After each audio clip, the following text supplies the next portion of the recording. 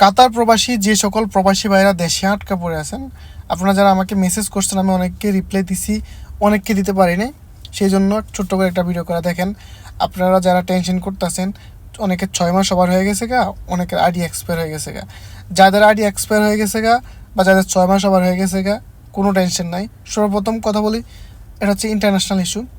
করোনাকালেও কিন্তু এরকম সমস্যা ছিল, সবাই আসতে পারছে। কিছু মানুষ আসতে পারে না, কোম্পানি তাদেরকে নিয়ে আসে নাই, ঠিক আছে নি। তবে ওরা অনেক টাকা খরচ ছিল সেই জন্য।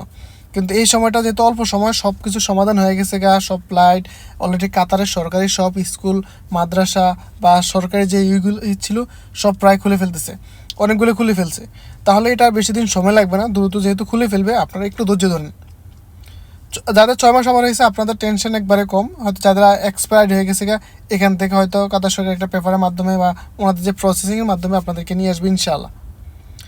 আর পরবর্তী কাতারে যে কোনো আপডেট পেতে আমাকে ফলো দিয়ে রাখেন, ভিডিওটা শেয়ার করে দিবেন, কারণ অনেক প্রবাসী ভাইরা কিন্তু টেনশন করতেছে। ধন্যবাদ।